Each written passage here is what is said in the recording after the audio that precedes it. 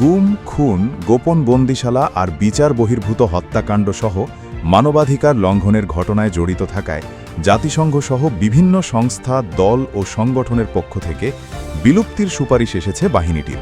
তবে বিলুপ্তির সুপারিশ থাকলেও তা উপেক্ষা করে মানবাধিকার রক্ষার প্রতিশ্রুতি দিয়ে নতুন রূপে টিকিয়ে রাখার পরিকল্পনা করছে সরকার।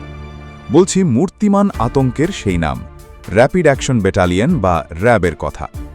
গত 2 দশকে ক্রসফায়ার ও আয়নাঘরের মতো বিভৎস শব্দের সমার্থক হয়ে ওঠা এই এলিট ফোর্সকে বিলুপ্ত করার বদলে সংস্কারের মাধ্যমে আধুনিক ও পেশাদার বাহিনী হিসেবে গড়ে তোলার ঘোষণা দিয়েছেন বর্তমান স্বরাষ্ট্রমন্ত্রী সালাহুদ্দিন আহমদ।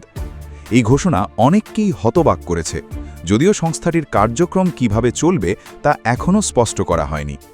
অথচ র্যাবের বিলুপ্তি চেয়ে 2024 সালের 10 ডিসেম্বর সংবাদ সম্মেলন করেছিল বিএনপি।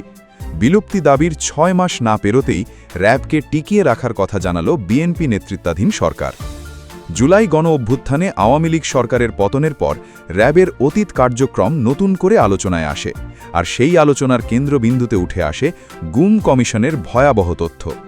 কমিশনের হিসাবে দেশে সংঘটিত মোট গুমের প্রায় 25% ঘটনার সঙ্গে জড়িত ছিল র্যাব, যা একক বাহিনী হিসেবে যা সর্বোচ্চ। শুধু তাই নয়, সারা দেশে শনাক্ত হওয়া 40টি গোপন বন্দিশালার মধ্যে 22 থেকে 23টিই ছিল র্যাবের নিয়ন্ত্রণে। শুধু গুম নয়, বিচার বহির্ভূত হত্যাকাণ্ড নিয়েও রয়েছে ভয়ঙ্কর পরিসংখ্যান। পুলিশের বিশেষ শাখার নথি বিশ্লেষণ করে দেখা গেছে 2015 থেকে 2021 পর্যন্ত 7 বছরে সংঘটিত 1007টি ক্রসফায়ার ঘটনায় নিহত হন 1293 জন। এর মধ্যে 293টি ঘটনায় সরাসরি র্যাবের নাম উঠে এসেছে। মানবাধিকার সংগঠনগুলো বলছে, গত 2 দশকে আন্তর্জাতিক পরিমণ্ডলে বাংলাদেশ সবচেয়ে বেশি সমালোচিত হয়েছে গুম ও ক্রসফায়ারের কারণেই, আর সেই অভিযোগের কেন্দ্রে ছিল র্যাব।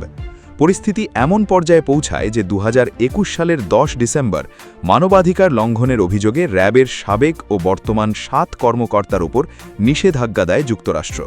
পরে জাতিসংঘের মানবাধিকার বিষয়ক হাই কমিশনারের দফতরও জুলাই আন্দোলনের সময় বল প্রয়োগ ও গ্রেফতারে র্যাবের ভূমিকা নিয়ে প্রশ্ন তোলে এবং বাহিনীটি বিলুপ্তির সুপারিশ করে। শেখ হাসিনা সরকার ক্ষমতাচ্যুত হওয়ার পর 2024 সালের 12 ডিসেম্বর এসব ঘটনায় আনুষ্ঠানিকভাবে ক্ষমা চায় র্যাব। তৎকালীন র্যাব মহাপরিচালক AKM শহীদুর রহমান সংবাদ সম্মেলনে বলেন, র্যাব সৃষ্টির পর থেকে যেসব জনসাধারণ র্যাব সদস্যদের দ্বারা নির্যাতিত, অত্যাচারিত ও ক্ষতিগ্রস্ত হয়েছেন তাদের কাছে এবং নারায়ণগঞ্জের 7 খুন সহ যারা র্যাবের দ্বারা হত্যাকাণ্ডের শিকার হয়েছেন তাদের পরিবারের কাছে আমরা দুঃখ প্রকাশ করছি এবং ক্ষমা প্রার্থনা করছি। র্যাব প্রতিষ্ঠার শুরুটা ভিন্ন ছিল। 2004 সালে বিএনপি সরকারের হাত ধরে গঠিত বাহিনীটি প্রথম দিকে দুর্ধর্ষ সন্ত্রাসী দমনে কঠোর অভিযান চালিয়ে জনপ্রিয়তা পায়। কিন্তু সময়ের সঙ্গে সঙ্গে সেই বাহিনী রাজনৈতিক প্রতিপক্ষ দমন, ব্যক্তিগত বিরোধ নিষ্পত্তি এবং প্রভাবশালীদের স্বার্থ রক্ষার হাতিয়ারে পরিণত হয়েছে বলে অভিযোগ ওঠে। অতীতে 2009 সালে ক্ষমতায় এসে আওয়ামী লীগ ও হিউম্যান রাইটস ওয়াচের বিলুপ্তির পরামর্শ না শুনে উল্টো র্যাবকে নিজেদের রাজনৈতিক হাতিয়ার হিসেবে চরমভাবে ব্যবহার করেছিল। অন্তর্বর্তী সময়ের আমলে র্যাবের নাম পরিবর্তন করে স্পেশাল ইন্টারভেনশন ফোর্স করার যে উদ্যোগ নেওয়া হয়েছিল তা আলোর মুখ দেখেনি।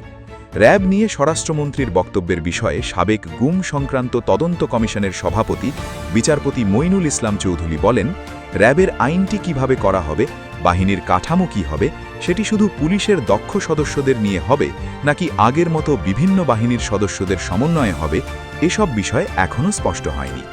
আইন হলে তখন দেখা যাবে গুম সংক্রান্ত কমিশনের সুপারিশ কতটা বাস্তবায়িত হলো।